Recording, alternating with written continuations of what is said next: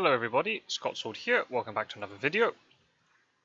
And in this one, we've got no gameplay for you today, just got the good old PowerPoint out for a guide video. This is my sort of my long-awaited advice to play the Hunters video. So for everybody who's a regular viewer of my channel, thank you for checking this out. For those of you who maybe found this on Board Game Geek or on some other forum, hello, welcome to the channel, thanks for checking it out. For those of you who are unfamiliar with my channel, then I am a Fear Dracula player of the digital edition. And I'm part of the Discord community where we play games. We've started to organise tournaments in the last year or so. And I'm not quite sure how I managed to do it, but I am the reigning world and European champion for the digital edition of the game. And I've had quite a lot of success with the Hunters, so hopefully that puts me sort of in good stead to present this guide to you. And yeah, definitely this is a video I've been wanting, sort of been in the works for quite a while, but especially now over the last sort of 6-9 months, the fact we've had 2 tournaments in that time, as a player and also as a commentator and as a sort of, caster looking at some other games, it sort of increased my sort of appreciation for Hunter play even more. So yeah, I hope I can provide some valuable insight for you, fingers crossed anyway. I'm not sure quite how long this video is going to be. I mean, you'll see it when you click on it. I'm going to try and do this in one take, so apologies if I ramble or if I get my words mixed up or whatever. But the main thing is I want to try and make this video as accessible to everybody as possible. If you're a brand new player who, or maybe has tried to play the game a couple of times but you're struggling to play Hunters, then hopefully this will be a great guide for you. But also for those of you who have been sort of more experienced players, but maybe there's a few things maybe lacking from your game, then hopefully this will help you out as well. I know it's going to maybe be quite a long video, but I'll try to remember, or if not, I'm sure one of my loyal subscribers, Rookamania, is going to post timestamps in the description, not in the description, in the comments below for all the different parts of the video, doing my job for me, basically. So yeah, you can check that out. And basically, yeah, if you find this video, feel free to dip in and out of it as you so choose. If you want to listen to the whole thing, then you can. Yeah, as I said, you can watch it, listen to it as a podcast style thing. If it's the sort of thing where I'm just going to be a lot of information in here, so if it's quite overwhelming, just watch or listen to what you can. And then as you sort of progress with the game, you can keep coming back to it. I know there might be quite a lot of things in here which might be intuitive, but depending on the person, some things might be more intuitive than others. One player might be, really sort of up to date or knowledgeable about a certain topic, but not on something else. And then you get another player which is the complete opposite, vice versa. So I'm just trying to cover all my bases with this. If there's anybody listening out there, if you think I've forgotten something, either really important or maybe not so much, more of a niche point perhaps, I don't mind, leave it in the comments. I'll be really, really keen to see all your comments about this. If there's anything you think I've forgotten, or if you think there's something that maybe I'm slightly incorrect about or whatever, I'll be really keen to hear all your opinions, so don't be shy. With this video, I'm going to try and sort of discuss all the different sort of tips and situations in quite sort of broad brushstrokes. Depending on certain aspects, every game is different. So depending on the specific context of each game, maybe some of the rules I might be telling you might not quite be correct. I mean, I've tried to make advice or try to give you advice that is applicable in most cases, but there might be certain cases where if I was watching you play, I would say, oh, actually, you should do this instead because of these reasons. But obviously I can't go through every, the thousands upon thousands of permutations that could happen within the game. So I'm going to try and do things with broad brushstrokes, and hopefully that helps out. If you watch my channel, then you'll see that when I'm casting tournament games or I'm playing my own games, I'm trying to sort of, analyze them critically. Sometimes that can be quite hard when it's like in the moment. I've got a series on my channel in the same playlist where you can find this video where I analyze my moves as Hunters. So that's something else I do. So yeah, anyway, before we get started, just a huge shout out to everybody in the Discord community for the digital edition. I know I'm going to talk about the digital edition a lot, but also I hope this video will be applicable to people who play the board game version, the third or fourth edition, maybe first and second edition as well, but there'll be probably quite a lot of information that is different because I think the game's changed a lot. So yeah, I don't want this to be about, purely digital edition only. This could be applied for board game and for digital edition. But there's some folks in the digital edition sort of community that I'd like to thank. Roscoe, obviously it feels a bit weird not having Roscoe here with me doing this video because we normally do so many videos together. But just, for our conversations about the game and for allowing me to sort of talking about the game and sort of highlighting, different perspective. Is always welcome. Quincy Morris, of course, because I learned a lot of these tips are from things I learned from him because he was like the first YouTuber for the digital edition, really, in terms of like consistently uploading. So thank you for that. Obviously, Warecraft taught me how to play hunters in the beginning, so a lot of the advice is sort of stemmed from him. Other players I played with, Randiv as well. He was a player who came along into the community when the tournaments were starting, but he's very active on Board Game Geek, and quite a lot of the advice I've taken from this is also from like the way that he has explained certain things to me in terms of like his perception, and like I like the way that he's he's phrased certain explanations, so I've used them in here. And also there's a couple of new members to our community, Strider656 and Rookamania, who I mentioned before. Last night when I was finishing up this video, I just asked them, because obviously they're newer to the community, so they're going to have different opinions and different perspectives on things, and they highlighted a few things to me that I'd kind of forgotten about. I was like, oh, I'll include them. So without further ado, we shall get started. I'll just check that I'm recording, because it'll be really awkward if I talk for like an hour and then I haven't hit record. Anyway, so let's get going. So tip number 1 is understanding the game objectives. Now this might on the surface seem a bit strange because surely there's only one objective for the hunters, which is to kill Dracula, and it is. That's absolutely true. However, I'm going to be very hip, very cool. I'm going to use a meme to demonstrate this point. What a lot happens is, especially with newer hunters, they have their eyes only on the prize. The only thing is like thinking about is kill Dracula, and that's it. But there's a lot of crucial steps to get to that point. And a lot of these steps often get missed, or maybe they're not aware of these certain steps in the first place. And without taking these crucial steps at the beginning, then killing Dracula is almost impossible. You might be able to fluke some results, but you need to get the bases right. So all of this video is based upon, having that strong foundation, and then it will allow you to have consistent success. I think, especially when I've been watching tournament gameplay with people who have maybe not played so often, they do get wins as hunters, but often it's kind of, and again, I don't want to say this in a way to sound offensive or anything, but it's almost like, I don't want to say by luck, but it's almost like sort of like this sort of them sort of bumbling around and just happening to find Dracula, or just, the combat just, flukes in their favor, or they go into a bad situation, but it doesn't matter because Dracula put down an encounter that doesn't hurt them, that sort of thing.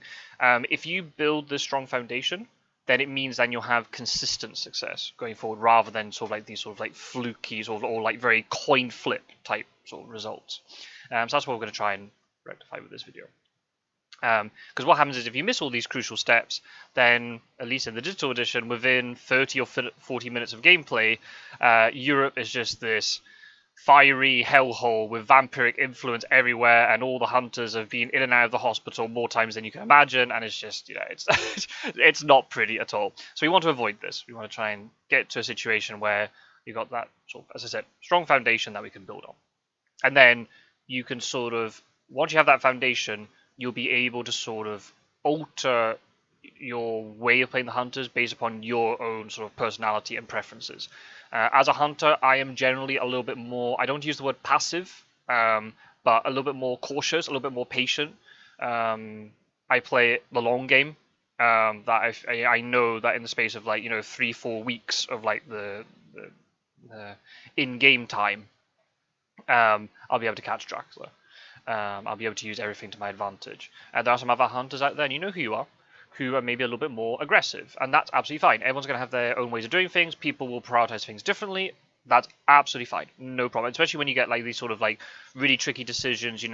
Do you heal here? Do you trade, or do X, Y? All these different options that you could have. people are going to do things differently, and that's fine. No one's ever going to play the same way. But you know, you're more or less on the right sort of path to success. And then if you just modify things based upon the way you want to play, that's fine, no problem. So what I've got here is a list of some of the other main objectives that you have during the game. Obviously, kill Dracula is top of the list because that is what you have to do. There are, well, never mind, yeah. So yeah, killing Dracula is number one. But you need to find the trail in the first place, because at the beginning of the game, you don't know where Dracula is, he's completely hidden. Hopefully as the game goes on, you have a good idea where Dracula's moving, but sometimes that doesn't happen. So you got to find the trail, or maybe you find it and then you lose it and then you have to find it again. You have to deal with the encounters that Dracula is placing, because you don't want them to start maturing. You need to supply up, so you get items and events which are very useful for you. We'll talk about that a little bit later. There's obviously deduction involved, because you have times where there'll be some games where Dracula moves in a very sort of like linear fashion, and you know exactly where he's moving to. There are other times where Dracula's being tricksy and is wolf forming backwards and all this sort of stuff, and then you've got to try and work out what on earth is going on. The next one, which I think is really important, is you need to catch Dracula. This is not in any order, by the way. This is just me just like dumping my thoughts onto the page. You need to catch Dracula. You can't kill him until you need to get hunters onto his space. I am aware there are some ways of killing Dracula, which means you don't actually have to get into combat with him and get onto his space. But let's just assume that, you know, mostly, I don't know what the percentage is, but I'll probably say 90% of games, you need to get into combat with Dracula at least once. So you need to catch him. You need to get onto his space. That's hard enough, by the way, let alone kill him. Trying to get onto his space is hard enough. And there's also then the whole thing about action efficiency. You don't want hunters who are moving constantly backwards and forwards between two cities, not knowing which direction they're supposed to go in. Utilizing all of that actions efficiently. And then there's also then trading all the events, so then they're all on the right people. There's so much stuff to consider. It's like this big ball of things, and I fully appreciate whether you're a team or you're playing solo, the hunters looks like this monumental task. Like, how on earth do we do all this? So let's condense this down into three sort of simple like steps. Week one, your priority is to supply. Not move. You'll find Dracula's trail naturally through supplying. Okay, so week one, supply. Get your hunters supplied up as well as possible, and hope that the item deck is a little bit nice and you don't end up with one hunter with all the worst items in the game. But more or less you supply up. That's week one. Week two, okay, again, I'm very, very broad brushstrokes here, but from the moment you find Dracula, sometime in week one, probably around Saturday of week one, up until more or less the end of the second week, you're going to be dealing with encounters. The priority is encounters. Forget Dracula. Pretend he doesn't exist in this game. You're dealing with the encounters. Get them mopped up, make sure they don't mature, and try to get ahead of, you know, the refresh rate of the encounters. If Dracula's placing one encounter down every single move, you need to get ahead of that curve where you're mopping them up quicker than Dracula can place them. And then, once you're getting ahead of the trail sort of thing, and there's not many encounters to go, then week three. That's when you prioritize on Dracula, because Dracula will probably use quite a lot of his strength, evading you in the second week, putting down strong encounters to stop you. And now that's at the point where you've sort of survived the storm, and then you're close to Dracula, you can charge in, catch him, surround him, whatever you have to do, and then kill him. Okay, so that's the sort of the 1, 2, 3 step. Have that mentality. Now, of course, there is overlap here. There'll be times in the second and third week where you'll be supplying. There'll be times in the third week where you'll be dealing with encounters. This is not, you know, I'm not saying after week 2 has ended, you ignore encounters completely. Absolutely not. But that's just the general, very broad mindset. Week 1, supply. Week 2, encounters. And week 3, Dracula. Those are the priorities.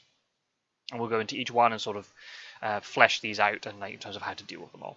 So, first one, well, yeah, the first part, week 1, tip number 2, supply a lot. The way that Randiv called it, I think, hopefully I'm giving credit to the right person, that is Randiv who thought this up, was dig, don't dash, which I think is kind of cool. I've seen hunters at the beginning of the game, their instinct is, oh, I can move during the day, so let's move during the day, and then we'll do other stuff at night. No. You stay in place, you get your hunters in big cities at the beginning of the game, you stay in place, and you supply. That's what you do. You don't dash and try and start chasing after Dracula. You haven't got a clue where he is. Dig. Dig for items. Dig for events. This is extremely important. Why? With these supply actions during the day, you're getting items and events, and they help you with everything in the game. You need items to fight Dracula. You also need items to deal with encounters, right? Stakes for vampires, weapons for rats and bodyguards and wolves and all that sort of thing. Heavenly host for desecrated soils. To deal with most encounters, you need items. In order to find Dracula's trail, instinctively, you move and you use psychic scan abilities, or you just randomly walk into Dracula's trail. But here's the thing, there are actually events in the event deck that help you find Dracula's space. And I'm actually going to do a video, once this video's come out, the next video I'm going to work on is a video about all of the events that help you find Dracula. So there are events in the deck that help you find Dracula. If you don't know what they are, feel free to go and get your board game out and look at the event cards, or go into the in-game library and have a look. And there are plenty of cards in there that help you find Dracula's trail. So just by staying still, you can actually find out where he is. When you're chasing after Dracula, yeah, there's a certain item that you can use to help you, but also events. There are big, powerful movement event cards that can allow you to get ahead of Dracula, or to really catch up with Dracula quickly when he's not expecting it to. If you're having a bit of a difficult game, and you had a bit of a hard, first or especially second week dealing with all these encounters, but all it takes is a couple of big events at the right time, and it turns the entire tide of the game. So those events are so crucial. And honestly, if you want to ruin Dracula's day, items and events are the way to do it. So make sure that you prioritize supplying, get stocked up before then you have to deal with all these encounters and then deal with Dracula himself. And then obviously throughout the game, if you find you have a hunter who is a little bit undersupplied because they've lost a weapon or another item for whatever reason, get them to a big city. The closest biggest city, which is safe, get them there, supply, get stocked up, and then off they go again. So it's very simple. I mean, I've talked about it a little bit just now, but during the first week, until you reveal an aspect of Dracula's trail, stay in place and supply. Do not move your hunters. Keep them in place and supply during the day, every day, with every hunter. Even if you find Dracula's trail with an event of some sort, you might keep supplying with certain hunters, because maybe one of them has really crap items or really bad events, or you just want to keep them in place because they're in a good strategic position. Doesn't matter. But until you find Dracula's trail, stay in place. Do not move and supply. During the night, do not night supply. Okay, there are situations where you can night supply. Obviously, if you get Mystic Research, you can night supply. That's fine. I haven't got a problem with that. But just get the basic mentality is do not night supply. If you're playing in a group, especially over the physical board game, then Dracula might egg you on to night supply. But yes, you might get a powerful event by night supplying, but you might also give Dracula a Dracula card, a Dracula event card, and that's what we want to avoid. You want to limit Dracula's powers as much as possible, and by not giving him Dracula event cards, you're limiting his potential. Okay, so there are situations where you night supply. If you watch me, there'll be times where I night supply, but only in very certain situations. If you want me to talk about it a bit more, I'll leave in the comments below. But for the basic premise, don't night supply. Just don't do it. There's no need to. But there's other things you can do at night. You can get rail tickets. I'll explain why, because there's a very important thing that which involves rail tickets later. So we'll talk about that. You can trade. If you got two hunters in the same city, they can trade items to each other. So the item, you got like weapons on every hunter, spread out items a bit. With Van Helsing, you can trade events, which might be really important. If you've got an event which is specific for a certain hunter, or you think an event might be better on a different hunter, or maybe one hunter's got loads of events but another one doesn't, spread them out a bit. Spread out the power between all the hunters. You could also pass your turn. Or you could do Psychic Scans as well with Mina. But you can pass your turn. The pass action is there for a reason. If there's nothing that you need to do to improve the situation that you're in, just pass. It's fine. Don't panic about it. That's the same all the way through the game. Okay. Don't feel like you have to do something. In the day, yes, you have to do supplies and then move later during the day. But at night, if you don't want to do anything, just pass. It's fine. No problem. Yeah, so the other thing which goes along with this whole supplying stuff is making sure that you know the strength of all your items and events. So one way you can solve this problem is just go into the in-game library if you're doing the digital edition, or get all the cards out if you've got the physical version, and look at them. And I think, most people, without even knowing like a full understanding of the game, you could probably intuitively pick out the strong ones from the weak ones. So that's pretty obvious. The main thing is you need to do this is so that when you pick up items and events, you know immediately if this event is going to help you or not. And it's going to help you in what way? If it's an event card, does it give you lots of movement? Does it allow you to do multiple actions? Is it good for combat? Is it a combat event card, for example? Is it a card that you can hold and then later you can use it to sort of help reveal part of Dracula's trail, or is it something that's used immediately? It just depends. Okay. Same with items. You don't want the situation. I've done it where I've been watching Hunters, and then I look in the item discard pile, and I start seeing things like knives. I'm like, oh, what is going on here, right? And there might be sometimes a very plausible explanation to it, but making sure you know what items to hold on to, which ones give you the most value, and which ones that you're going to have to potentially throw away. Items are more dispensable than events. The reason why is because the item deck is much smaller. So because of that, if you're supplying a lot, you'll probably get through the entire item deck in the course of the game. And you might then, if you have to discard, say a knife, for example, because of, you've got all good items already, then you might get that knife back again later at some point. But don't be like reckless with items either. If you have to lose them because of an encounter, that's fine. I haven't got a big problem with that. Depends on the situation, obviously. But if you start charging into battle against Dracula, he just breaks all of your stuff. That's a waste, because you have to spend loads of time now going to another big city, potentially supplying twice, and then once if you don't get a weapon, because you've burnt them already, having to wait and you get all these dud items come up. So just be careful, okay? But the main thing is the events. Events are not throwaway cards. A lot of them only have one copy of each, and even then there are some which have maybe like 2 copies. There are some which have more, but they're ones that are used immediately rather than ones that you hold.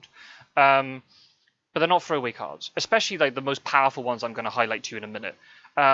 If you see them, they're like gold dust. Hold on to them. They're the things that are key for you for winning the game. Don't just use them because, oh, I've got this card. Oh, let's just use it for a bit of banner. No.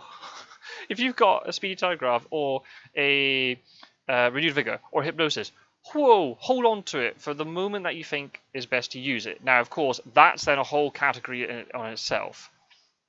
How do you know is the right time to use it? That's a difficult thing, and it all depends on the situation. But in my experience as watching Hunters, in general, Hunters use cards too early rather than too late. So, just because you got this cool, flashy card, especially the digital, just because every day they keep up saying, do you want to use this card? Do you want to use this card? Just rein it in and just be like, nope, I'm not going to use this card now. I know I can use it later. And obviously through practice, you will gain more experience about when you should use that card. When I watch other Hunter players, for example, I often, don't agree on their use of cards, but that's fine.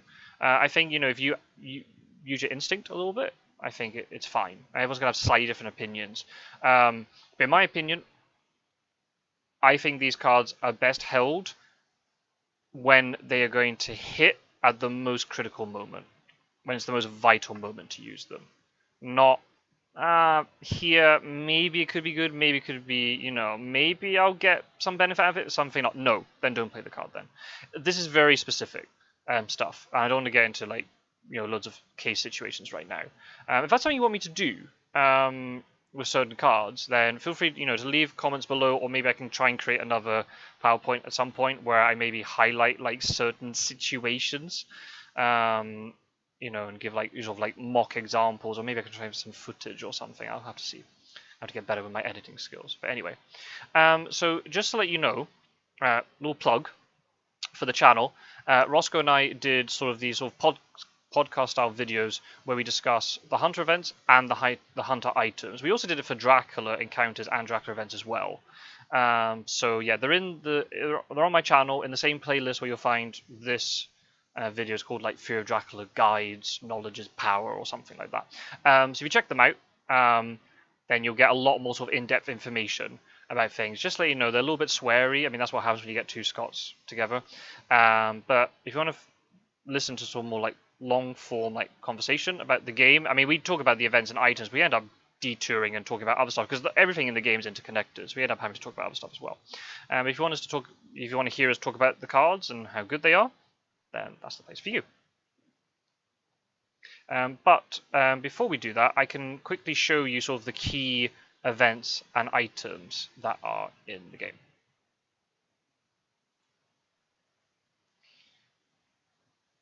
So the key events which are in the game are here on the screen. There are others. I didn't want to flood the screen with like loads of different things, but these are the main ones.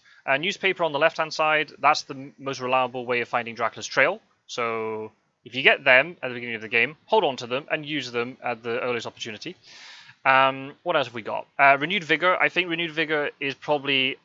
I think Renewed Vigor is maybe the best card in the game. Not as an individual, Consecrated Grounds may be stronger in terms of what it does. But Renewed Vigor, because there are 2 copies of Renewed Vigor, which is really cool. If you don't know what it does, Renewed Vigor allows you to take 2 actions with each hunter. And there's loads of cool things you can do here. You can move and then supply, then move. If you use Fast Horses, which I'll talk about in a minute, you could potentially move twice in one, so you could do, because Fast Horses count as a special action, so you can do Fast Horses and then do a rail move or do a normal, move by road, or you could be at sea, land at the port, and then use Fast Horses. Lots of cool stuff you can do with Renewed Vigor. But just you gotta be careful not to waste it. Consecrated Ground, that is the biggest like pain in the neck for Dracula to deal with. Just because it just ruins his day. You can block him in. There are some locations on the map where you can actually just kill him outright if you've got the Heavenly Host all distributed correctly. I think the 5 locations are Manchester, Granada, Berlin, Prague, and Florence. If you find Dracula, then you got Consecrated Ground, you can actually just kill him outright without any combat, which is quite funny. It doesn't happen very often, though. But even then, if you catch him, especially inland and he's away from a port, you can force him towards the hunters into a space where he doesn't want to go. It's just such a powerful card. It's just awesome. Heroic Leap, amazing just for avoiding combat. Yeah, the hunter takes 5 damage, but Dracula takes 5 damage first, which is really important. Stops the potential escape as bat. You know, in a 1v1 combat, are you going to do more than 5 damage to Dracula? Probably not. So just that's a really great one to use. You got Hypnosis and Money Trail for finding Dracula. Obviously, Money Trail when he's at sea, you can just get it to click on whatever sea zone you want, or whatever sea location that's on his trail, and you find that location instantly. Hold that for as long as possible. Don't use it on the first sea space. You want to use it after he's moved maybe 2 or 3 sea spaces, when he's about to land, and then you use it. Or maybe you wait for him to land and then play Money Trail. If you get onto Godalming, that's also really good because then you can go earlier in the turn and play it, and everybody else can move. Hypnosis, obviously that's Minas card. Just tells you where his current location is. Perfect again if he's gone to sea, or if he's wolf formed from a very awkward location and you just don't want to waste time checking every wolf form location. Hypnosis, and then you find him immediately. A lot of hunters use Hypnosis in the first week. I am, if they haven't got newspaper, I am really against this. Because I feel like Dracula's going to escape at some point in like the 2nd or 3rd week, and having that Hypnosis back up to find him quickly, I think is really necessary. But other hunters might disagree, and that's absolutely fine. Got Forewarned, again, there's another one, but it's got double. There's 2 versions of that card, or 2 copies of that card. Perfect for just nullifying any encounter that Dracula puts out. Not vampires, though, but especially if it's a fog, or a bats, or even a spy, potentially, at the right moment. You can just say, nah, this card doesn't exist. Goodbye. And it's amazing. And great strength. The fact that you can save a hunter if they're about to die in combat. The fact that any hunter can use it, not the hunter that's in the combat, it just makes it really good as well. Just ridiculous. So yeah. This is the selection. There are others. There are some other cards which are really powerful, but they're like, you use them immediately. These are all ones that you can hold on to. So yeah. Keep an eye on these. And if you get these cards, these are gold dust. Do not waste these under any circumstances. And then the key events, the key items. Fast Horses, I'll talk about in a minute, so I'll leave that be for now. Weapons are really useful because they help you deal with encounters, plus they are active cards in combat. What I mean by that is, if you're not the engaged hunter, we'll talk about combat in a minute, but if you're not the engaged hunter in combat, these cards will still trigger. Whereas other cards like Crucifix or Garlic, yeah, they can do damage to Dracula, but only if you are the engaged hunter. If you're not the engaged hunter and you play Garlic, does nothing. So having these sort of more offensive combat cards are really good. Some of them stop escape as bat as well, which is really powerful. Heavily Host, of course, it does the most damage out of any item card in the game. I mean, Garlic Grief does as well, but has to, Dracula has to fang you in order for that to happen. But for Heavenly Host, it's a one-time use. And obviously then there's a problem because you get consecrated grounds like, do I use heavily hosed in combat or for consecrated ground? It all depends on the situation. But heavily hosed just does 4 damage. It doesn't get blocked by mesmerize. It doesn't get blocked by strength or broken by strength either, which is something that all the other weapons, as a frailty that all the weapons have. But it's a one-time use. Once you've used the heavenly host, it's gone. Obviously, if you reset the item deck, you might get it back again. And then you got stakes. Stakes are just the easiest way to deal with vampires, especially fighting ones. If it's an aristocratic or a hoax, okay, you can become delayed to stop it. But if you end up, with a reckless or a new vampire to deal with, just staking it just solves all the problems of combat. You can just try and escape from the ambush combat potentially, and then just stake it at night. And that's it, problem solved. Nice and easy. But there's only 4 of them in the deck, and there are 5 fighting vampires. And sometimes hunters will use them against aristocratics and hoaxes. So just be careful, okay? Stakes are not something that you really want to throw away. Just be careful. If a Dracula player is paying attention to the item discard pile and he sees loads of stakes, you want to believe it that lots of fighting vampires are going to get thrown down. So since I mentioned fast horses, then the next thing we're going to talk about is learn fast horses theory. And I'm also going to be a little bit lazy here because I'm just going to tell you to go and watch my video that I made about hunter movement and fast horses. There you go, look at that. Promoting my own channel. One absolute lad. But in case you don't watch the video, here's sort of a quick summary of everything. So fast horses is an item, which you can find from the item deck. There are 3 copies of it. So if you get all 3 of them out on different hunters, there'll be one hunter that doesn't have one, but that's fine, you can work around that.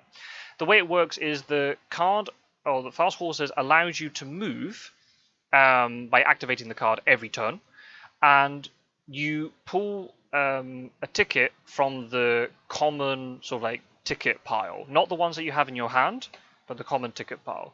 You pull the ticket. Whatever yellow number is on the ticket, you move that number of roads. Now, this is what I was saying in the first week. Another thing you have to do in the first week is you're supplying the day, and you'll be spending night getting rail tickets and holding on to them. But you want to hold on to the bad rail tickets.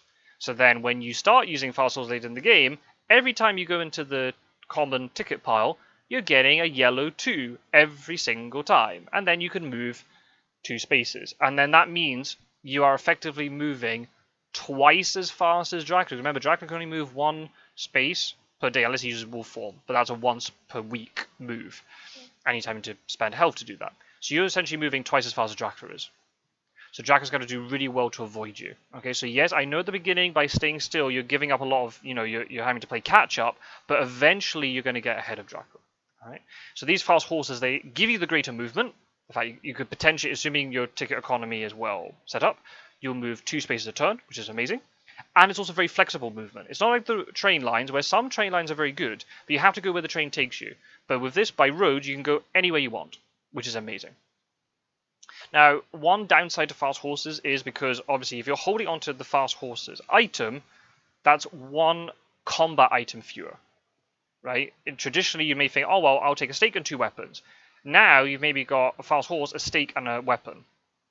So the individual hunters, they get reduced, their strength, especially in terms of combat and things, and also their resilience to encounters, decreases. So if they discard their only weapon, they're going to have to go and resupply before they start jumping on encounters again, because they might get hit by a spy or all this sort of stuff, or by wolves or bodyguards, and they get hit for a lot. But the advantage of fast horses is because you've got all this flexible movement, you're more likely to get into non-1v1 combats with Dracula. You'll be able to get a 2v1 fight or 3v1 fight. And that's what you want, because the way combat works is that's an advantage for the hunters. And yet, if all of them have 1 weapon fewer than they normally would, who cares? Because you're going to have enough strength, hopefully, fingers crossed, to overwhelm Dracula anyway with the amount of items that you have. So you're maybe not going to be missing that 3rd item, that 3rd combat item. So you're trading individual strength for greater collective efficiency and strength. That's kind of the way I think about it anyway. In terms of efficiencies, you get more opportunities to catch Dracula. Maybe it's not strength, but just your more likelihood of catching him. So that's the way to think about it. It does require a lot of setup, which is a problem. And sometimes if there's a certain ticket which has no yellow number, it just says a white 1, and that's it. If you get that ticket when you're trying to get roll fast horses, basically the horse dies. You move 1 road, but the horse dies, and you don't want that. So you're going to have to work for the whole first week getting your horse economy set up as well as possible, but making sure you have to guarantee that all of those, I think the term now is glue ticket, that seems to have stuck in the community. The glue tickets, these white one tickets with no yellow number, make sure you get them all out, and don't use your fast horses until you have you've obtained that that white one ticket. I played a game recently where the hunter player had 2 of the white one tickets already, but couldn't get the 3rd one. They then tried to catch me, and out of the 3 fast horse rolls that the player made consecutively, 2 of them were with this white one. 1 in 8. So I don't know what the odds were, but I can't do the maths. I should have done the maths. But you know, out of 3 fast horse rolls, where there's a 1 in 8 chance each time of the horse dying, got it twice out of 3 attempts. So just be really careful. The entire game can swing if these fast horses, and I know that the item deck can get replenished, but that's a lot of effort to get them back, those fast horses back, and then goodness knows how much of a trail that Dracula's be able to accumulate in that time. So once you get the fast horses and you've done all that setup, protect them at all costs. And you only discard them late game if you realize this is the final combat with Dracula, I'll just get an extra combat card. And also there's a lot of combo potential, as I talked about before. You can combine this with Renewed Vigor, so you can do a fast horse move, and then you can go by rail. And the way Digital Edition works, you can combine it with Chartered Carriage, so you can move a lot. You could do a move from sea, and then do fast horses. You can move fast horses, and if you need to get, say, 2 spaces to land on Dracula's location, current location, you roll fast horses first. If you get the yellow 2, perfect. You just go into Dracula's space, and then you can do a supply or a heal or whatever, ready for the combat. Or you roll the fast horses first. If you get a yellow 1, that's fine. You still got a movement to get onto Dracula's space. So it really is sort of like, you know, once you got it all set up, it gives you so many options. It's when you see a hunter who's got their horse economy up and running, it's so cool to watch. It's so impactful. So tip number 5. So we got away from the supplying. So that's all the supplying dealt with, I think. I hope I've not forgotten anything. Now we have to deal with the encounters. This is just so critical. I see hunters a lot of the time sort of panicking or maybe just focusing on Dracula too much, and the trail gets kind of forgotten about. I don't know if it's because of, you know, in terms of the interface, they don't, on the digital edition, that they don't see it, or I'm not sure. I'm not quite sure what it is, and I haven't been asking other players. But you need to deal with the trail. If these encounters mature, that's really bad news for you. Most of them have really powerful mature effects. Obviously, vampires give points to Dracula, so that's, you know, that's automatically accelerating him towards his sort of, you know, his victory objective. Hoaxes give him Dracula cards, which is not what you want. Spies can weaken hunters. Bodyguards can mature and sit there ready for a combat, and then they hit you really hard when you're not expecting it, because you maybe forgotten about that the card exists. Loads of things. I actually did a cool thing in a game recently where I was able to do a combination of Sagani Mob mature and Wolves mature, which normally these cards are considered quite weak, just because of the way the game turned out. There's a hunter with low health. Because of the mob maturing, they had to discard all their items or they were going to die. And then, when the wolves matured, they didn't have any weapon because they discarded them from the Sagani mob, so then the hunter died. So yeah, you just don't let these things mature under any circumstances. Okay, there are some other situations where maybe you do have to let them mature, and that's what this 5th point is saying. If it's a vampire and it's in a really awkward location and you just cannot kill it, and there is a stake, but the stake is too far away, alright, cut your losses and just leave it. If you think there's a fog in a port city, then just leave that area. When it matures, then none of your hunters get trapped. There are times where you can let them mature, but as a general premise, unless it's like incredibly late in the game and you have to kill Dracula now, otherwise you lose, just make sure you deal with encounters. Get into that habit of dealing with encounters, and then you'll know sort of intuitively, hopefully, and with your instinct, this one I'm going to let mature. I'll leave it to mature. When you're jumping onto the cities with encounters, because you're like, I'm going to go and deal with this city, I'm going to deal with this city. Think ahead. And this is something that Warecraft drummed into me, and it's a really good question. Every time you go to a location, think to yourself, is this hunter equipped to deal with what's there? Obviously, if you know what the encounter is, because you revealed it with wax cylinders, or it's a vampire that has been revealed because it was an ambush, then that's okay. But you know in advance. But if you're walking onto a city where you've got no idea, just think, can the hunter deal with anything here? Do I have a weapon? Do I have a stake? If it's or if I don't have a stake, do I have an escape route to get out of a vampire ambush, for example? Uh, so just think ahead, and it will avoid. I've seen some hunters recently where they've had to discard a stake because they don't have a vampire. They've discarded a weapon because of a spy, and then they're still jumping onto cities with encounters. And I'm just watching it, just saying, if there is a wolves or a bodyguards or I don't know what else, this hunter's gonna die. And they actually, the ones I've watched, they've actually gone away with it. But that's not going to last you for very long. Eventually, you'll get your comeuppance by playing that way.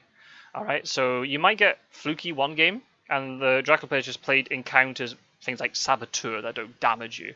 But one of these days, you're going to get found out. So just get into that mindset. Is the hunter equipped to deal with this? No. Get them to a safe city and get them to supply. And then once they've supplied up, while they're supplying, another hunter go and deal with that encounter. And then, you know, the hunter who's been resupplying, after a couple of turns, they'll be stocked up again. And then they can go chasing encounters. All right.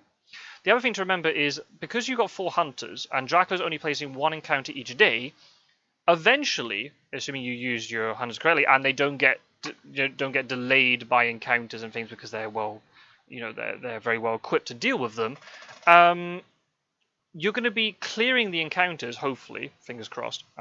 I'm physically crossing my fingers here. You're going to be clearing the encounters faster than Dracula's putting them down. So eventually you're going to be clearing the trail. And you'll end up in a situation then, I don't know when it will be, end of second week, beginning of third week, something like that, where you've caught up with Dracula, where Dracula's only like 1 or 2 spaces ahead of you. And then that's when you can start thinking, right, here's a renewed vigor possibility to jump onto him. Or maybe some hunters are dealing with the trail, 2 of them are dealing with the trail, and the other 2 hunters chase Dracula. So you're doing 2 things at once.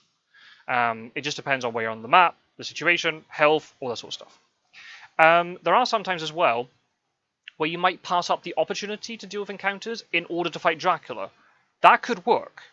I'm not saying that doesn't work. It definitely can. But just got to think about, well, how far am I committing to this situation?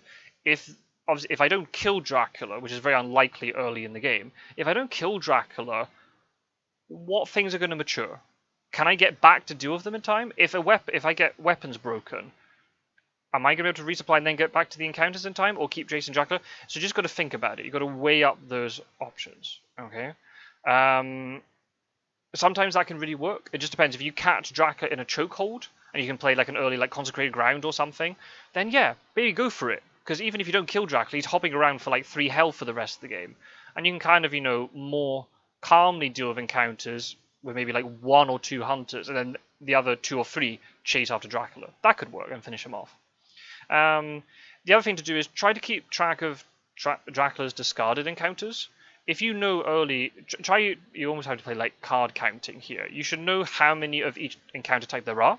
So then you can look at the discard pile and see what he's used. And you can then sort of start to predict, I haven't seen a fog yet. I think he might have played a fog now. Or he hasn't played a lot of fighting vampires. I bet there'll be some fighting vampires later. So that's the kind of thing you need to try and do. You don't have to keep track of it like really intensively, but it's just something to bear in mind. That's all. Right, Combat 6. Combat 6? Yeah, nice. Try that again. Tip number 6. Combat objectives. Now this is another thing that sort of, I think this is something that has been sort of brewing in my mind sort of under the surface over the last sort of few months while I've been playing the game. But in terms of like a tip that I actually give hunters, this is something that's been a lot more recent. Every time you go into a combat, you need to think about, what is your objective? Is it to kill the thing you're fighting against? Is it just to do damage and then to escape? Is it just for you to escape? Is it that you don't really care about how much damage that you do, if it's especially to Dracula? You don't care really how much damage you do to Dracula, but he mustn't escape as bat. That's the type of thing you have to get in. And I know that here now I realize on this screen, there's loads of things you have to take into consideration. It all depends on every situation, but every time you go into a combat, either if you get ambushed by a vampire they weren't expecting, or if you know where Dracula is and you're going to jump in onto him, think about what's going to happen right now and then later. So firstly, is it going to be day or night? Obviously, if you're fighting Dracula, you're most likely to be fighting him at night unless somehow he's moved into you. So instinctively right off the bat, night fights are bad because weapons can get broken by strength, Mesmerize Fangs combo will get you bitten. If it's Van Helsing, that doesn't really matter, but in general, you don't want to get bitten. What else can happen? And claws do double damage, so really bad situation. Doesn't matter if you're fighting Dracula or if you're fighting like a Reckless Vampire or a new Vampire at night. Try to avoid it. I know obviously if you're going to kill Dracula, you're going to have to fight him at night at some point. But this is where only go in to night fight if you feel really confident about your position and yeah, I can work around this. I'm not going to get beaten up too badly. Obviously, day fight not too bad. If you're going to fight a vampire, better to fight it during the day. Dracula's a little bit different, but anyway. The next thing is like how well equipped is the hunter? I've seen hunters before jumping onto me if I'm playing as Dracula, if I'm watching the game, jumping onto Dracula. And I'm like, oh, there's going to be a fight here. And then you look, and then you sort of deduce by the combat information screen, or just from information you know, that the hunter only has a garlic. And that's it. Happy days for Dracula. Dracula will be so happy about that. Right, I can work around your garlic, I can escape his bat, I can kill you, I can do whatever I want. So don't jump onto Dracula's space when you've only got something like a garlic, right? Just think carefully about what it is you're doing. If they're not equipped, don't jump on. Don't take the risk. Hold back, you'll get another opportunity later. Okay, if it's at the very, very end of the game and you're rolling the dice, okay, fine.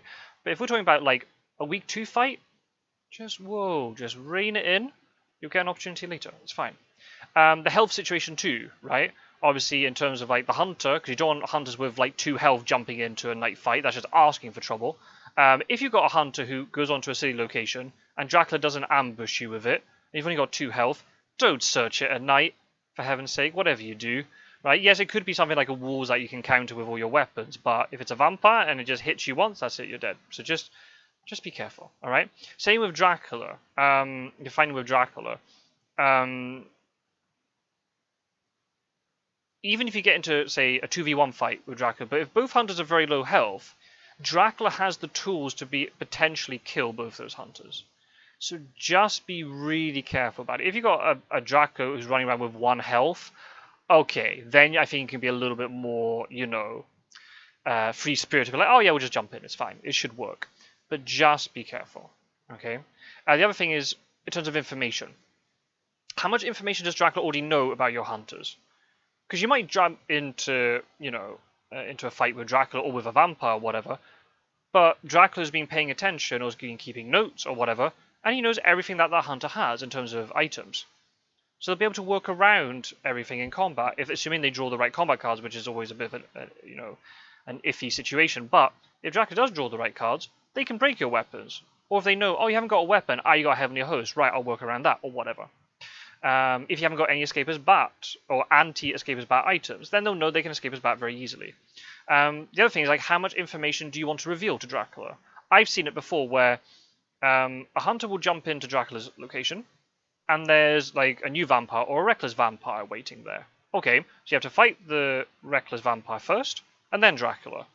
The hunter will then start revealing items to the reckless vampire. I'm like, what are you doing? Save that for Dracula. You don't want to tell Dracula before the fight with Dracula what stuff you've got. So just be careful. Okay, don't reveal stuff that you don't need to reveal.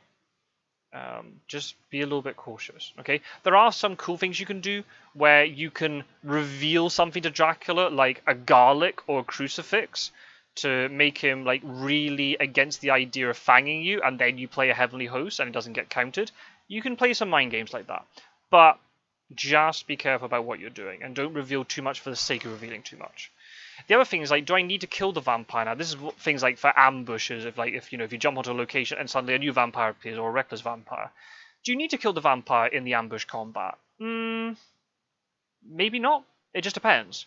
If you know for a fact that the hunter you are controlling in that situation has a stake, just try to escape from the combat, play an escape. If it gets blocked, okay, then do a dodge and then an escape or something. If you take 2 damage, that's fine. 2 damage is worth it to get out of that combat, and you stake it at night. And then as you're moving, throughout the game, then you can heal at night. That's fine. No problem. Same with Dracula. Sometimes you don't want to kill Dracula. I know it sounds a bit weird, but so I had a situation in a game recently where Godalming got into a 1v1 fight with Dracula in Sophia. And it was a really bad fight because like Dracula had like a lot of health, I think maybe like 10 health. Godalming had 5. So my priorities for that combat were really straightforward. Don't let him escape his bat, but more importantly, I can't let Godalming die, but I had great strength, so that wasn't too much of a concern. But I didn't want him to break any of my weapons. I could have been more aggressive and tried to play my weapons, but they would have been broken by strength. And that's not what I wanted to happen, because I knew after this combat, maybe 1 or 2 days, I didn't know exactly when, in the end it turned out to be the next day, but maybe in 1 or 2 or 3 days, I'd have another combat with Dracula, potentially with 2 or 3 hunters. And I didn't want a situation where Godalming lost all of his weapons in the 1v1.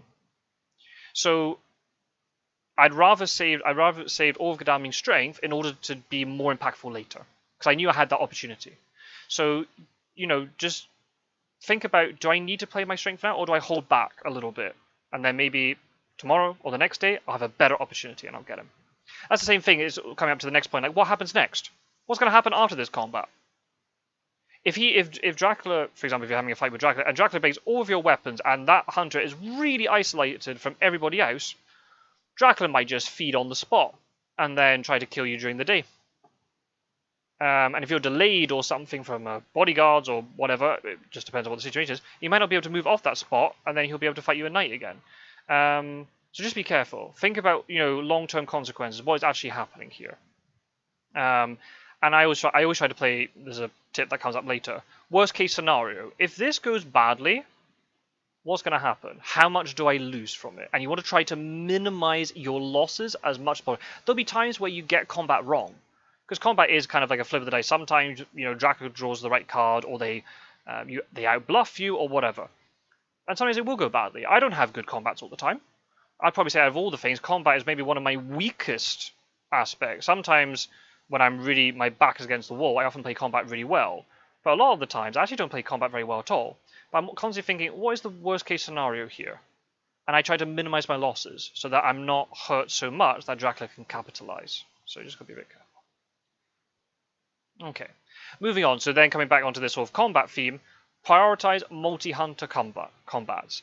If you've read the rules, you understand why perfectly. Dracula can only engage with 1 hunter each round, so you have a huge advantage then.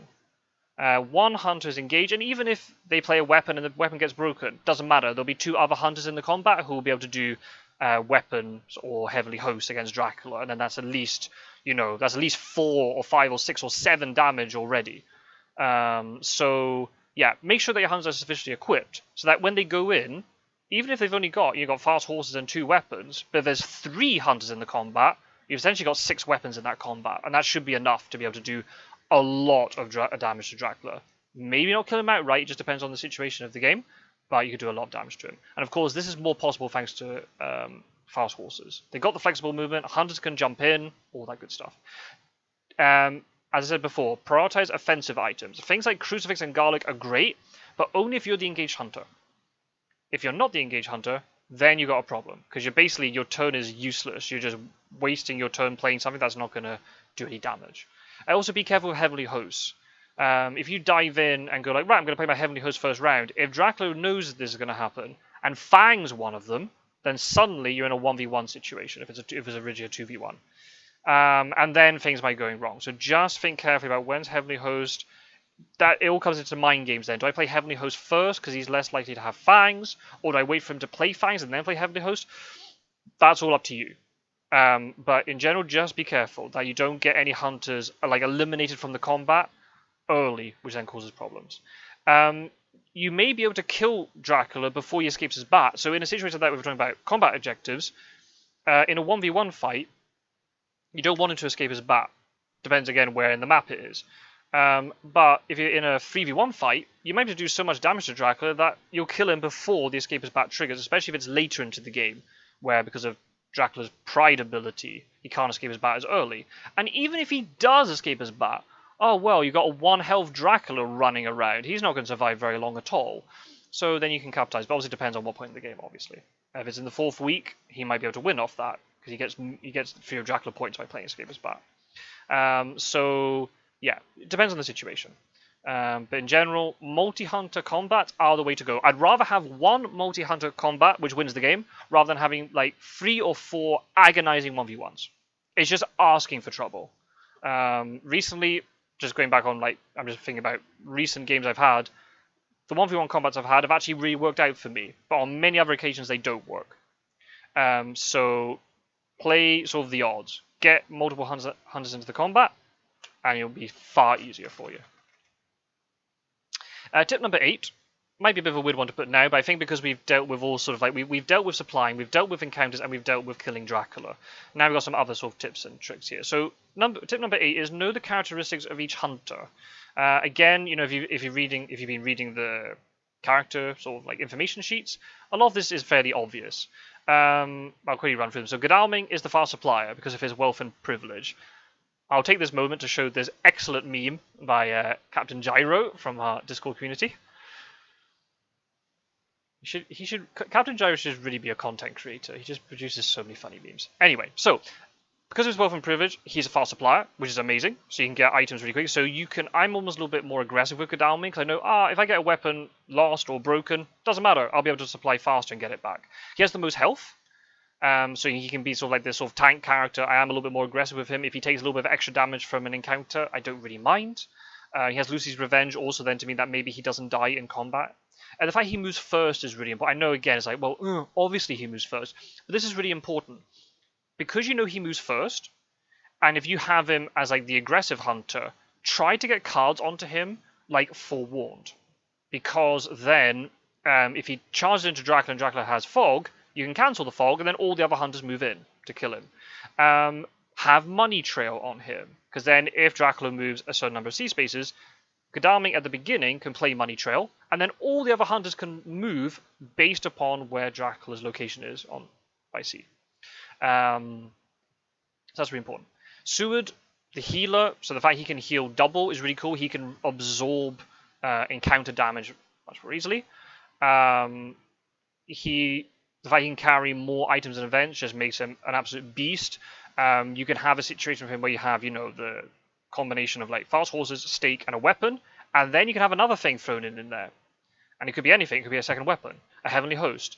It could be also something like a maybe sort of more unorthodox item, like a crucifix, which then Dracula's maybe not expecting to have. But you can hide it amongst all your other items. If you have a Seward running around with like fast horses and 3 weapons, oh my god, Dracula has to stay as far away from him as possible. It's just asking for trouble.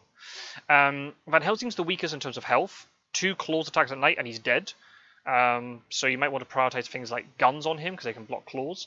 He has his leadership ability, which is probably one of the most important aspects of the game, and I haven't really talked about it much here, just because it's so hard to know based upon the game state what the situation is, but he can trade events around, and getting that mastered is one of the big things to get the hunters right. Planning ahead, like I said before, like get forewarned on Godalming, or whichever hunter is like furthest forward in terms of like is the closest to Dracula, get things like forewarned on them. Maybe for Van Helsing, hold on to things like a planned ambush or an escape route. So then if Godalming or Seward jump into Dracula's space, Van Helsing can use his day action to trade planned ambush to them, or heroic leap, or if it's going to be a 1v1, send them an escape route to get out. So being able to juggle these events is really critical. Mina Harker, obviously the one who moves last, has some advantages and disadvantages. Disadvantage being if she plays something like Hypnosis, then it's late in the turn. She might have to combine Hypnosis with a Speedy Telegraph. But the fact she moves last is great because she can respond to everything else. If Godalming's found Dracula, then Mina can go and join him, or Seward, or whoever. The problem is because she moves last, if you're checking lots of different locations where Dracula could be in the beginning of the game, she might just bumble into him. She's the last to find the location. So it might be quite a good idea to maybe have an escape route on her, just anyway, so then if she ends up in a bad position and Dracula's there, just escape route out of it and it's fine. The fact she's 1 bite away from death compared to the others, that's a problem. It makes her a lot more vulnerable because she can die from taking too much damage or from taking a bite. As a little tip, I like taking double knife on Mina if, and there's a huge if I can get the items in that way. If I can get double knife on her, I'm really happy. And often, I shouldn't be really revealing all my secrets like this. It's fine. I'm not going to play in the next tournament. It's fine. I often reveal if she jumps onto a space with wolves, for example. I only show one knife, so Dracula doesn't know she has 2 knives, and then I can reveal it at the last second and get it when he tries to fang her.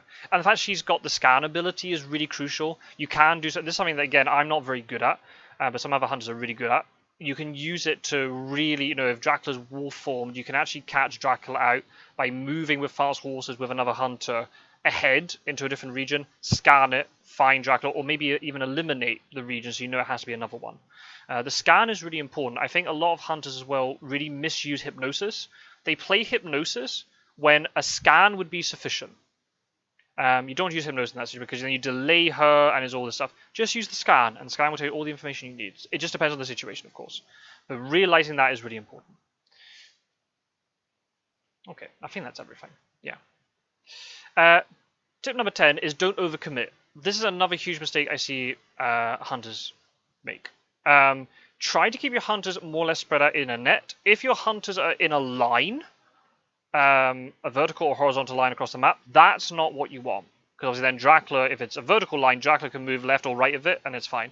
Same if it's a horizontal line, Dracula can keep going north or keep going south, whichever direction he's going, and there's no problem. If you keep it spread out as a net, Dracula then doesn't know, how all these hunters are going to move and coordinate, and they're going to box you in a little bit, so just be careful with that. Try to keep them spread out. Obviously, when you're dealing with the trail, or if Dracula's moving in a very linear path, like say down Italy or something, then, okay, things might change. But in general, spread out and try and check, check the extremities. If Dracula's done a wolf form, check the extremity locations first and then work your way in. Try to block off key entry and exit points. So one of the key ones is Munich. This is something I do quite a lot because I start Godalming and Mina together in Vienna. When the trail was initially revealed, if it's in Central Europe, I'll often send Godalming to deal with the first encounter, and then I move Mina to Munich, and it blocks that. So, yeah, I'm fully aware that Dracula can wolf form through Munich, but it's more risky, because then Mina's only one space away. If you leave that sort of entrance between the east of the map and the west of the map open, Dracula's going to take advantage of that. So try and block off key entry and exit points, depending on the situation. Do not overcommit to extremities. This is a mistake I see all the time, especially UK, yeah, but UK is an absolute minefield sometimes, especially because the sea movement makes it very slow. But Spain and the east of the map, like Baltica, Austria-Hungary, I see hunters overcommitting all the time. Especially if you know that Dracula's going towards Spain, and you've deduced it by whatever means, you know he's trapped, he's in a dead end, he's going to have to go to sea eventually. You want to send enough hunters into Spain, we'll use Spain as the example, you want to send enough hunters in to sort of threaten him and deal with the encounters quickly, but not send so many, because what I've seen is where hunters all commit into Spain, Dracula is wise and just quickly escapes to sea, and suddenly you've got all the hunters trapped in Spain, and then, Dracula could be going South Atlantic up towards the UK, or going east via Mediterranean, and the hunters are not ready to respond to it. Now, of course, you're saying, well, in the case of Spain, there's fast rail connections. That's true. But a lot of hunters will just stay put and just supply and not do anything else. Here's what you do in a situation like that. In general, I'm speaking very generally here, 2 hunters go and 2 hunters stay back. That's the general way of doing it. The 2 that stay back, put them in positions which would mean they are ready to respond for when Dracula leaves by sea and then comes back up on the other side of the map. So if it's in the east, put a hunter in Munich and maybe something like Milan or Marseille or something like that. So they can easily respond if they're going up to the UK or west into Spain or whatever, down into Italy. If it's Spain, what I often do is I'll put a hunter in Marseille and a hunter on Bordeaux. So they're on the 2 sea locations. It doesn't matter if Dracula goes to Med or Dracula goes to North Atlantic. You've got a hunter on both sides. And also, there's a little tip for you. If you have a hunter on a port city, and if you draw local rumors or evil presence, it might actually reveal that Dracula's there. Just saying, it's quite a nice tip. Now, obviously, there are exceptions to this. If you're really late in the game and Dracula's gone to extremity location, then you need to commit more because you need to kill him. If you realize, based upon where the hunters are positioned, if you've got enough movement, especially with renewed vigor, that you can jump onto Dracula with 3 or 4 hunters and kill him, go for it. Do it. It's fine. But try to get ahead of Dracula. This is like the thing else I see too. in terms of overcommitting. Dracula set up a nice little trap for you where he's maybe put down an encounter and then hidden, and maybe done a feed or something. He's at the port city and he's just there. And then I see hunters charging in without knowing anything about what the encounters are, what traps he's got, he's healthier than you, all this sort of stuff. And then he just starts picking off all the hunters one by one as they walk in, and maybe they do get into a 3 or maybe a 3v1 combat, but all of them have like 3 or 2 or 3 health. And Dracula's laughing at that point because he can kill them all. So just be careful. If Dracula's setting up a trap, obviously if he escapes to sea, that's a little bit more problematic. But if it's like an inland situation, just surround Dracula. Don't overcommit into that single location, unless you have to end the game right now. If you've got time, surround Dracula. Make Dracula walk into you, not you into him. Because if he walks into a hunter's space, he doesn't put down an encounter, and then everybody could walk in freely after that. So try to surround him. Don't get baited into walking into hide cards and stuff, especially when Dracula's sitting there. You're having to, basically, it could be a double vampire and then Dracula. You're having to fight through 3 vampires. It's just asking for things to go wrong. Same with layers. We'll talk about layers when I do the Dracula video. But Dracula could do this trick where he makes an encounter a layer when it slides off the trail, and then he goes back to it later. Yeah, he reveals the location, but now it's got like double the encounter cards that you'd expect it to have. And then he hides, or whatever, if it didn't get revealed, and then he has another encounter, or whatever. So you could have a Dracula sitting there in a location with like 2, 3, if there's a hide and the location wasn't revealed, 4 encounter cards potentially. Don't go charging into that. You're just asking to die before you even get into the combat with Dracula. So just think very carefully about the situation. If it's like the last turn of the game, fine, go for it. Do what you want. But just try to sort of think about where Dracula's going, get ahead of him. Don't overcommit to a certain location if you know he's going to escape to sea very easily. If he's inland, then fine. You can try and get ahead of him, surround him, pin him in, and then it's all good. If you realize that Dracula is going to sea soon, be ready for it. Okay? Get yourself in good positions, central locations which will allow you to go, especially if it's, say, from Spain, get to locations like Bordeaux or Paris or Marseille, that will allow you to go in either direction quickly to respond to where he's going. And while Dracula's at sea, if you've got a hunter who stayed back, just supply. Dracula is at sea, you supply.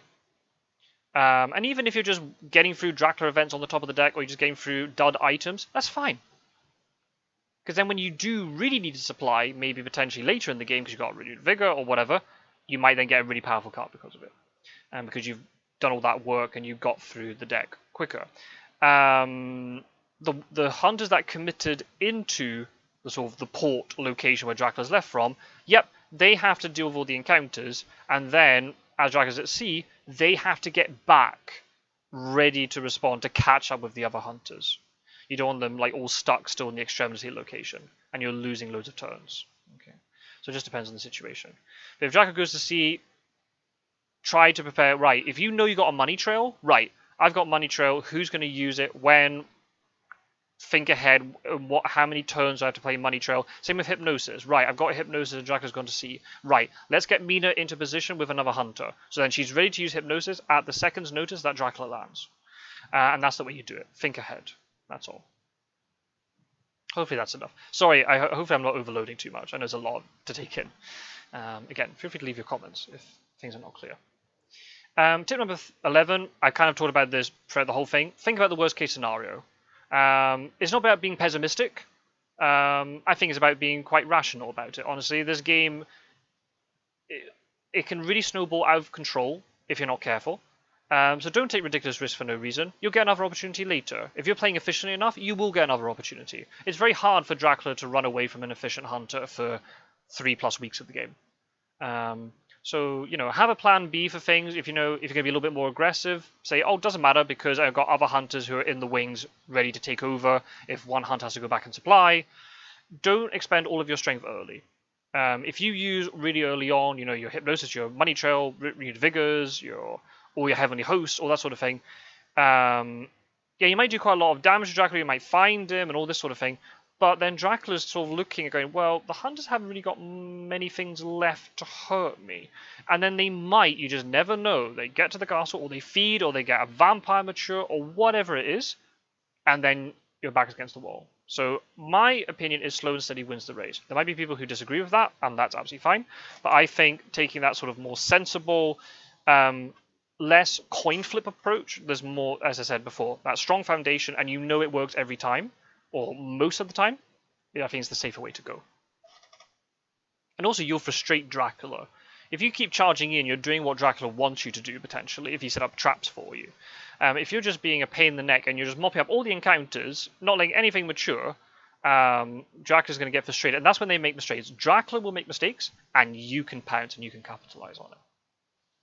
And then tip number 12, kind of related to the same thing, don't let a bad start ruin the game. Games can really snowball out of control. Especially I've seen it before where, and I used to have this mentality, I didn't like it that Dracula could put a rumor, we always play with rumor tokens in our Discord community. If Dracula got a vampire mature early because maybe he didn't get the newspaper report, or he got it but it was too late, and the vampire matures, oh, now I'm 7 points down, Dracula's over halfway to victory, and he's basically had to do no work for it. Don't panic. You still got 2 weeks of the game. Just take your time, keep mopping up the encounters, get ahead of Dracula, and kill him. Just do it step by step. Don't go charging into bad fights trying to recover the situation. No. Remember the priorities we set out. You need a supply, deal with encounters, kill Dracula. That's the order you have to go in. Alright? And the thing is, we've seen it loads of times. When I'm casting or when I'm playing, even if Dracula's in a really good position for most of the game, because the hunters have these really powerful events, your renewed vigors, your forewarns, your consecrated grounds, all this sort of thing. If they've held on to them and they're patient with them and they know the right time to strike, they can turn a game in an instant. And the Dracula could have played really well for like 2.5 weeks, and then the hunters pounce at the end of the 3rd week and they've got him. So the hunters can always recover the game. But if you go charging into bad fights, giving loads of points away because hunters are dying, or they're losing their big events, or you're wasting these big events when you shouldn't be, then the game is just going to go beyond you, and there won't be much you can do about it. Tip number 13, avoid analysis paralysis. I quite like this expression. Overthinking is like your greatest enemy ever. You think all of these mobs here in front of you are your greatest enemy? Oh no. Overthinking is the worst, especially when you're playing as hunters. You've got so many things to think about. If you're playing as a team, you're having to coordinate your actions. If you're playing solo, you've got 4 hunters to worry about. Trying to control them, it's very complex. And then you've got Dracula, who is moving in a hidden way. You don't know what he's doing. You don't know what encounters he's putting down, what combat cards he has. It's complex enough. Don't make it more so by overthinking decisions. Save your energy for late game, right? If the game is dragging on, you get tired, and that's when you make mistakes. And the crucial moment, when you have to try and catch Dracula, you make mistakes. You play the wrong card in combat, or you have the forewarned on the wrong person because you didn't trade it early enough and stuff. And then all of that thinking and effort was for nothing. So you want to just try and save all of your energy for the crucial decisions at the end. So if you see me, okay, I got an advantage because I played quite a lot, but in the first week, I raced through the first week. I'm not on autopilot. I am thinking, but because I'm quite used to the game, I see what's happening. I just let it go. And if then towards the end of the game there's lots of combats or crucial moments, I've saved as much energy as possible. And I've seen it happen with members of our Discord community. And I'm sure if you're playing the board game edition, when that's even longer, you're getting to like 3-4 hours with this game. You could probably sort of sympathize with this. So a lot of the time, I know there's a lot of things you have to consider, but a lot of the time, just go with your instinct. If your instinct tells you to do something, it's probably right, especially if you've been, the fact you're watching this video means that clearly you're interested in learning this game properly from a strategic perspective. If you've been playing quite a bit, or you've been watching videos with tips and tricks, your gut instinct's probably going to tell you to do the right thing. And sometimes, and as I said, I was kind of alluding to this at the beginning, maybe you make the wrong decision, but in the end it works out all right anyway. If you sit there, pondering for like 5 minutes how to do your moves, it's just, it'll become a very tiring experience, and you're just asking for then even more things to go wrong because you're not concentrating at the time when you need to because you're too tired. So a lot of times, just go with your gut instinct, and you'll probably be right. And that's something then you can learn from. If you record your games, if you're playing the digital edition, or you got more experienced players with you, that's when then afterwards they can say, right, this time it worked out, but I think this move was probably incorrect because of XYZ reasons. You got a bit lucky because of whatever, but next time, maybe think about doing this instead. And then that's the way to think about it. Okay. Tip number 14, be adaptable. I mean, we kind of said it before, the game turns in an instant. You might have this really nice plan set up, but you're going to have to alter it at the last minute because I'm like, oh, there's a vampire that I'm going to have to send that hunter to deal with it, or I have to send that one back. But that's fine. If you're playing efficiently enough, you'll be able to deal with that. Being well equipped will sort of alleviate these shocks because then suddenly there's an encounter you didn't expect. Oh, it doesn't matter because I had a weapon. So I didn't take as much damage as I might have done anyway. So that really helps out. And also, I mean, I kind of put it here is be proactive. If you think ahead of something happening, then it's not going to really, you don't have to adapt to anything. You already know that something's going to happen before it actually happens. You might not know exactly what's going to happen. You might know, oh, I think there's something here. And then a lot of the time then, as you play more and more, your gut instinct will tell you things. I think Dracula's done this here. So I'm gonna let that mature, and you'll probably get it right. Also, I think there might be a fog here. Oh, it is a fog. Okay, that's fine. I planned for that. So yeah, it's kind of the two things together. Be adaptable, but then also try to be proactive. Try to think ahead of what will happen. Again, I fully appreciate there's so many things going on, and for new players, I don't expect you to do that yet. Okay, just this is what I'm saying. This is like the different levels of things. Get through the basic foundation I taught you at the beginning, and then as you're getting more and more and more into it, then you can start thinking about these things. I keep saying be proactive and be adaptable, but a lot of the time I don't know. A lot of this in my head sort of happens instinctively. I might not voice these things, but I need to try and sort of make these things more apparent when I play, and hopefully you can learn from it. Tip number 5. Number 5? Yeah, well done. Tip number 15, how to control all 4 hunters. So this is sort of thing, especially in our digital edition community, because we normally play solo, so it's 1v1. So the hunter player is having to control all 4 hunters at once. If you think controlling 1 hunter is bad enough and trying to communicate with a team, controlling 4 hunters is really, really, really difficult. And I give full credit to anybody who comes into the community and says, I want to play hunters. Because it's really tough going. You've got so many, you've got all the events to remember, who's got what item, what's the situation, who's dealing with what encounter. There's a lot going on, but build yourself up slowly to this. First thing to do, make sure you familiarize yourself with the cards and the items and what they all do. So then you know in your head, all right, sense of urgency, I remember that. Right, that's there. So you know what you've got. And you then, hopefully, if you've got a good memory, you remember who's got what. If you're trying to play as the hunters, especially when you control all 4 of them, and you're picking up all of these item and event cards, but you don't really know what the cards do, you're not actually going to remember what they are, I think. So having a knowledge of what the card is will probably make it easier to remember who has what. What I did when I started the community, started in the community, I should say, Warcraft and I did a game 2v1 against a Dracula player. So we split the responsibility. I took 2 hunters, he took 2 hunters, and off we went. I normally say Van Helsing is the hardest one to play because he's got the lowest health, so he's more likely to die, and you need to be able to trade the events. So why don't you, I don't know, if you're the new hunter, go, I don't know, Godalming and Mina, because they often start close to each other. Go with them, the experienced hunter takes the other 2, for example. And then the next time play 2v1, but you take Van Helsing if you're getting used to it and you're having lots of success. And then slowly then go, right, okay, I'll try it 1v1. But there's no shame at all losing a game 1v1 against a good Dracula player. Absolutely not. Hunters are really hard, and it requires a lot of practice. And again, it's a little bit cliched saying, oh, you have to practice makes perfect. But I think it really does. You just practice and you just get used to it. The first couple of games will be really alien. But just as you get more used to it, it'll become more familiar to you. You're getting more used to the game. You're kind of getting used to how Dracula's try to play. You're getting used to the timing of, when you have to, push the button and try to kill Dracula and when you can hold back and deal with encounters. There's a lot of things to do at once. The main thing, as I said, keeping track of items and events is key. Working out which hunt has to do what in terms of they're close to an encounter, right? They can deal with that. These ones are not very healthy, so they should stay back and supply and heal. That's okay. I think that can be managed, but trying to remember who has what item and what event was sort of a big thing when I was talking to Strider 656 and Hookamania about this. That was one of the main things they said.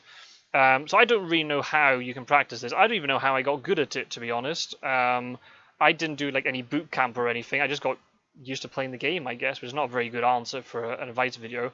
If you're struggling with it, then maybe like if you're playing the digital edition and you got the AI tool available, play, I don't know, like a week of the game without writing out any notes, and then turn away from your screen and try to remember every event and item that each hunter has, and you can see how many you got right.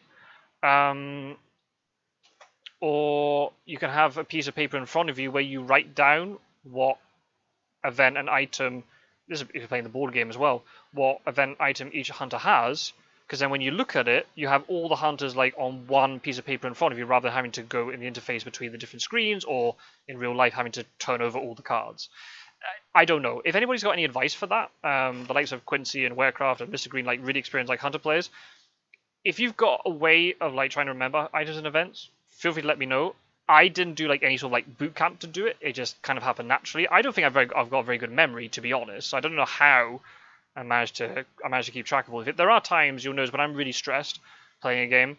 A lot of the time I do forget sometimes, but a lot of the time I can get them right, which is kind of ideal. I think because I'm quite predictable in terms of items anyway. I kind of know, right, okay, all I have to do is remember who has fast horses, and then more or less remember, you know, do they have weapons? Well, probably, because I prioritize weapons. How many heavily hosts do I have? That often I have to check who has heavily hosts if I'm going to play Consecrated Ground, who has stakes. But more or less, because my items are quite predictable, it makes it easier to remember. Events are harder. But it's just practice. And it also depends on the day. Sometimes your mood means you're not going to play as well. It just depends. There's so many factors. The game's complex enough, let alone then things are going on in your personal life, which might affect how you play, the time of day, all this sort of stuff. So if anybody has any extra tips of how to control for hunters, let me know in the comments below. But yeah, I think to practice, build yourself up slowly. Play in more 2v1s, and then gain the confidence to go in 1v1. Remember, because the way the game works, now I remember the other way I kind of learned was when I started playing in the beginning, rumor tokens, at least on sort of the European side, were a little bit out of fashion. So I played a lot of hunter games with no rumor tokens. So that's the thing with Dracula, you can scale his difficulty. So maybe at the beginning, when you're playing, you can just say off the bat, right, I'm going to play a practice game, I'm playing 1v1, let's do it that Dracula can't play any rumor tokens, or Dracula can't play any power cards. And just gives you that little bit of respite, just for you to get used to it. And then once you start getting comfortable, then, I mean, this is what happened with me. I think I mentioned to Warecraft how I was doing with the hunters, we were just playing like normal, like friendly games, not tournament games. Obviously, they were still competitive, but not in official competition. And Warecraft was like, you got a high win rate. Okay, I think we need to put rumor tokens back on then. And then it's been like that ever since. So yeah, maybe that's another thing which I should have put on here. Build yourself up slowly in terms of how many hunters you control, if you've got a friend who can share it with you. And also then just sort of scale Dracula's power based upon, the individual circumstance of the hunter. How many games they played 1v1, all that sort of stuff. Tip number 16. Not a really good tip because there are two tips combined in one. If you're playing solo, play your own way. Obviously, you're in charge of everything.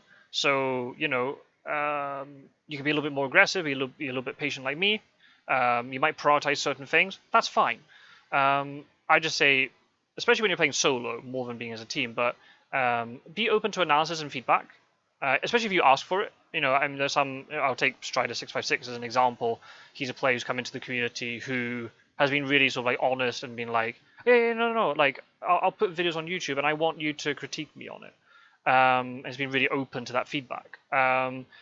Obviously, in our community, we won't give you feedback unless you kind of ask for it. But I'd say if you want to get really good at the game, try to be open to analysis and feedback on your plays. But also don't allow backseat drivers either. It's very easy for somebody, especially when we're playing, for somebody, it could be anybody, right? It could be an experienced player, inexperienced player, doesn't matter. It's all the same. They can come in and spectate the game and start nitpicking potentially what you're doing. Obviously, in tournament games, we don't do that because that's not allowed.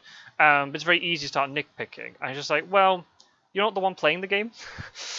And even with my own experience, right, I won't jump into a game and start talking to about what the hunter player is doing, unless they specifically ask me. Then yes. But I won't, because like I don't know what sort of day you had. I don't know, if you're stressed or whatever's going on, or maybe you're sick, or maybe just you're just really inexperienced with the game, or you're trying out a different strategy, or whatever it is. So you got to be that sort of that balance there. The way uh, when I was talking, at the beginning with Warecraft and Mr. Green and Roscoe and all these sort of players, they gave me help and they gave me feedback on certain things. And Quincy as well did some videos where he's reacting to my stuff when I first started the channel. But at the same time, it has to be done through an analytical lens rather than a critical lens. That's the main thing. It shouldn't be about criticizing. It's just a learning process, and you just want to get better at the game. If you're playing as a team, communication is key. I mean, I've had it on the digital edition where, hunters have played event cards. I'm like, oh, you had that event card. Oh, I didn't know. Or they'll say something to me like, oh, I'm going to do this action. And I might just try to be like, maybe don't do that because, but it doesn't matter because they've already done it. So don't hide critical information from each other. I know because of the way it works when you're playing as a team, then you're revealing more information to Dracula. But you'd rather reveal information to Dracula, but you as a hunter team are more coordinated, rather than none of you knowing what other cards the other people have. Because Dracula would just benefit from all that indecision, probably. If you get really, really, really experienced, you might be able to do things without talking.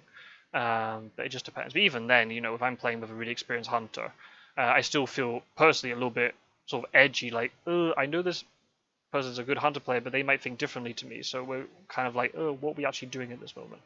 It just depends. Depends on the player. And try and coordinate your actions as much as possible. Plan your moves, do them. Again, don't get into analysis paralysis as a group, which might be a little bit harder to do. But yeah, just try to coordinate everything that you're doing. If you believe you're best suited to deal with something, just pipe up and go, no. My hunter can deal with this encounter better. You can do something else potentially, unless there's a good reason why you shouldn't do that. Quincy Morris has done a video all about sort of team communication in Fear of Dracula, so probably best to go and check that out rather than me just rambling on trying to think of things. What else? Tip 17, last one. We've reached the end. Brief. You've reached the end. Well done, all of you. Enjoy the learning process. I mean, I can't say even more than that. It's a game, right? I know, yes, it's highly strategic and we want to get good at it and, it's very immersive. But honestly, it's a game. Have fun with it. It's part of the whole process. As long as you're, I'm a very competitive person. I want to win. But at the same time, if I'm learning about the game, then I don't mind losing. It's absolutely fine. Play often. Obviously I realize if you're playing with a physical board game, that might be harder to achieve. And the digital edition is much easier. You can just hop on for a game after work every night and all this sort of thing. But don't grind the game. Don't feel like, oh, I have to play, X number of times every day. No. Actually, I think it's probably the opposite. If you go back onto my channel and watch the videos which were released like around the summer of 2022, a lot of my gameplay was terrible, and that's because I was trying to get as many videos recorded for me to have them all banked up, so then when I was away over the summer months, I'd have a video every week, or 2 videos every week. But you just tell that the gameplay was terrible. And like, then what's the point in it all? So yeah, don't feel like, oh, I have to play every night. No. If you come in one night after work and then you're like, well, I should keep learning Fear of Dracula, but I'm not really in the mood for it tonight, then don't do it. It's fine. Give it a day, and then the next day you come back and you'll be fresh. So you get more out of it if you're actually enjoying what you're doing. So that's really important. Try to learn by a variety of different methods. Yeah, playing the game is the best way to learn, but because the game is quite tiring, maybe you don't want to do that. So the way I did it was, and there wasn't much content around, but fortunately Quincy Morris had his YouTube channel and there was gameplay there. So nights that I couldn't play, or I didn't want to play, I just sat there watching. Even if I'd watched the video before, didn't matter, because I'd be picking up new things which I hadn't realized the first time from watching it. And I'll be able to appreciate the game a bit more doing it that way. And And the other thing is, like, make sure you look at your progress over time, because like anybody can have a bad game. I mean, hell, like, as I said, like, I've won 2 tournaments, but like I have terrible games sometimes. If your mind's not on it, or just the other player's just playing much better than you, or whatever, or you make a really crucial mistake, or whatever, that can happen to anybody. So just look at your progress over time. In general, are you getting better? Don't let one, result sort of work against you. Don't let Dracula go easy on you. This is something that I've been seeing when new players are coming to the community. They've said that, oh yeah, when I'm playing with my friends, I've had to go easy on them as Dracula and move towards them so that they find me. No, do not do that. Oh yes, okay, I understand maybe why people do it, because around the table you want everybody to have fun. But ultimately, if you're playing Fear of Dracula, then I'd probably reckon that you're a group who appreciate more strategic, sort of very in-depth gameplay. If you're a more casual board game group or gamer, then maybe Fear of Dracula isn't for you. Don't let Dracula go easy on you. If you set rules at the beginning of the game and say, right, because you're learning to play hunters, I won't use rumor tokens, I won't use the advanced powers. That's fine, because that's a rule set out from the beginning. But Dracula shouldn't go, oh, I'm making a really inefficient move here, but I'm going to do it so then the hunters get a chance to kill me. No, because then you're robbing them of the time when they actually play well and they beat you for real.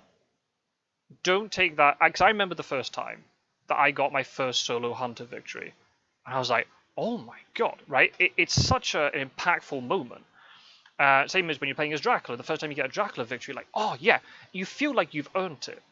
It doesn't matter what game you're playing, really. I don't know if it should be like, if it's chess or Fear of Dracula or Wingspan or whatever game it is. The time that you win, it should be for genuine. Not because, oh, well, yeah, but I moved closer towards you. No. You set the parameters for the game in terms of like what sort of, cards Dracula has and all this sort of thing. But then, Dracula should be playing to win all the time. Same with the hunters. Hunters shouldn't go, I'll let Dracula get away a bit and then I'll catch him later. No. You go and catch him. Okay? And then you'll learn more that way, and And the other thing is just enjoy the chase. Fear of Dracula is such an amazing game. Every time I think that I've learned everything about it, no, more stuff comes up, and it's just like, oh, I didn't know that could happen. That's really cool. New combination of cards I've never seen. Different ways of doing things, different combinations of items. The meta keeps changing in our Discord community. And just enjoy it. It's such a fun game. It's so thematic, based upon, the events are based upon the book, and the characters are, and all this sort of thing, and the powers they possess. Just enjoy the whole experience. It's just a lovely way to spend, if on the digital edition, 1 to 2 hours. If you're playing in person, 3-4 hours. It's a great thing to do. But enjoy it. Enjoy every moment of it. And even if you don't win, have a blast doing it and learning more about this amazing game. So anyway, I'm going to stop now because I think that's everything, if I'm not mistaken. Oh, okay. Yep, so we reached the end, and I can't remember how many mess-ups did I do in terms of like not getting my words right. I don't know, maybe a couple. I hope you've enjoyed it. I'm seeing it's an hour and a half. I didn't expect to take an hour and a half, but oh well. Hope this stuff for you. I will endeavor to make sure that there's like timestamps. I don't know why I'm saying this at the end of the video. That's ridiculous. I should have said at the beginning. Never mind. I hope you've enjoyed it. I hope there's some useful stuff for you. Again, as I said, if there's anything that you think I've missed or forgotten or said incorrectly or whatever, leave it below and I will check it out. And there'll be more guide videos coming out on the channel very, very soon for Dracula, for events, how to find how the hunters can find Dracula with events, how to play Dracula, and also I'm going to do a video talking about the win rates of hunters and Dracula in competitive gameplay. So that's going to be hopefully very insightful, and I'm going to go and take a breath. And I'll see you all in the next video very soon. Thank you for checking this out. Take care, everybody. Bye-bye.